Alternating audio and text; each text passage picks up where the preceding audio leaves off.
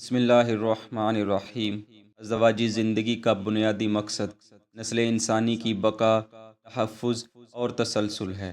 جس کا ذکر اللہ وحدہ لا شریک نے اپنے پاک کلام میں کچھ یوں بیان فرمایا ہے: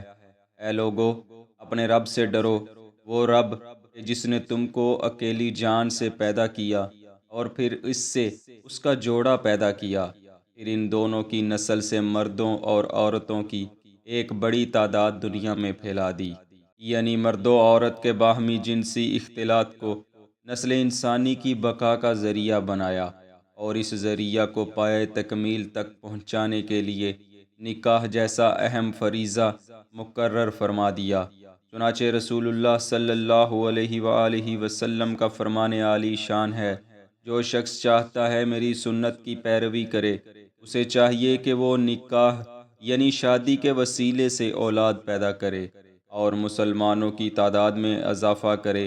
تاکہ قیامت کے دن میری امت کی تعداد باقی امتوں سے زیادہ ہو۔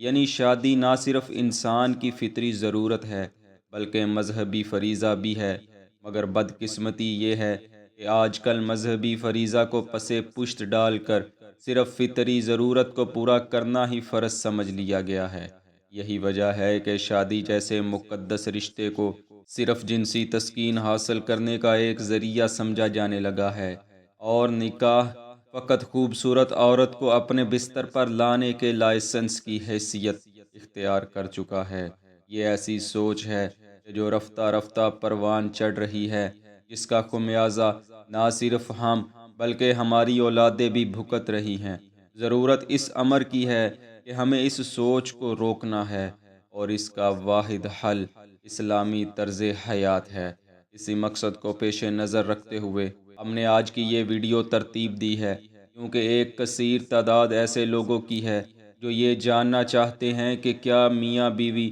مجامعت کے بعد اکٹھے برہنہ سو سکتے ہیں، یا مجامعت سے پہلے مکمل برہنہ ہو کر بوس و کنار کر سکتے ہیں۔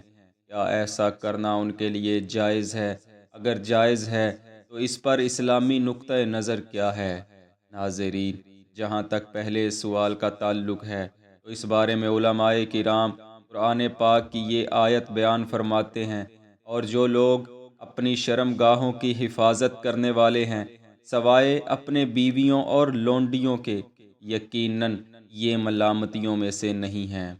امام ابن حزم علیہ رحمہ اس آیہ مقدسہ کی تفسیر میں کہتے ہیں: اللہ تعالیٰ نے اس میں بیوی اور لونڈی کے علاوہ ہر چیز سے شرم گاہ کی حفاظت کا حکم دیا ہے، یعنی بیوی اور لونڈی سے حفاظت نہ کرنے میں اس پر کوئی ملامت نہیں ہے، اور یہ کہ قرآن پاک کی یہ آیت عموم پر دلالت کرتی ہے، جس میں اس کا چھونا،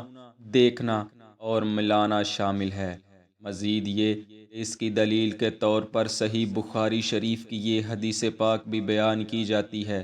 چنانچہ ام المؤمنین حضرت عائشہ رضی اللہ عنہا سے مروی ہے، آپ فرماتی ہیں: میں اور نبی کریم صلی اللہ علیہ وآلہ وسلم ایک ہی برتن سے غسل کیا کرتے تھے، جو ہمارے درمیان ہوتا تھا وہ مجھ سے جلدی کرتے، حتیٰ کہ میں انہیں کہتی میرے لیے بھی چھوڑیں، میرے لیے بھی چھوڑیں۔ حافظ ابن حجر علیہ رحمہ کہتے ہیں: داؤدی علیہ رحمہ نے اس حدیث پاک سے یہ استدلال کیا ہے کہ مرد اپنی بیوی اور بیوی اپنے مرد کی شرم گاہ دیکھ سکتی ہے، اور اس کی دلیل مذکورہ بالا حدیث پاک ہے۔ یعنی جب میاں بیوی دونوں ایک دوسرے کی شرم گاہ دیکھ سکتے ہیں تو برہنہ حالت میں ایک دوسرے کے ساتھ لگ کر سو بھی سکتے ہیں۔ یہ ان کے لیے جائز ہے اور اس میں کوئی گناہ نہیں ہے، لیکن علماء کرام فرماتے ہیں بالکل برہنہ ہو کر سونا شریعت میں پسندیدہ نہیں، اس لیے بیوی کے ساتھ مجامعت کے بعد بقدر ضرورت لباس اوڑھ کر سونا چاہیے، جیسا کہ مشکات شریف کی یہ حدیث پاک ہے۔ حضرت ابن عمر رضی اللہ عنہ کہتے ہیں: رسول اللہ صلی اللہ علیہ وآلہ وسلم نے فرمایا: تم برہنہ ہونے سے اجتناب کرو، اگرچہ تنہائی کیوں نہ ہو، کیونکہ پاخانہ اور اپنی بیوی سے مجامعت کے اوقات کے علاوہ تمہارے ساتھ ہر وقت وہ فرشتے ہوتے ہیں جو تمہارے اعمال لکھنے پر مامور ہیں، لہٰذا تم ان فرشتوں سے حیا کرو اور ان کی تعظیم کرو۔ اسی طرح ایک اور حدیث پاک میں رسول اللہ صلی اللہ علیہ وآلہ وسلم نے فرمایا، تم اپنے ستر چھپائے رکھو، علاوہ اپنی بیوی یا اپنی لونڈی کے، کہ ان کے سامنے اپنا ستر چھپانا ضروری نہیں ہے۔ حضرت معاویہ کہتے ہیں، میں نے عرض کیا، یا رسول اللہ صلی اللہ علیہ وآلہ وسلم، مجھے بتائیے کہ آدمی جب تنہائی میں ہو کیا وہاں بھی اپنا ستر چھپائے رکھے؟ آپ صلی اللہ علیہ وآلہ وسلم نے فرمایا، اللہ تعالیٰ لائق تر ہے کہ اس سے شرم کی جائے، یعنی بیوی کے ساتھ جماع سے پہلے اور بعد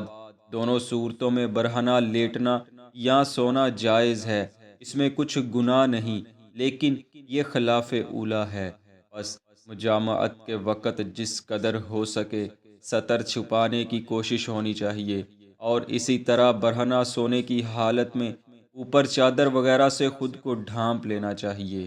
دوستو، امید کرتے ہیں یہ ویڈیو آپ کے علم میں اضافے کا باعث بنی ہوگی۔ آپ سے دعاؤں کے طلبگار ہیں۔ اللہ پاک آپ کا اور ہمارا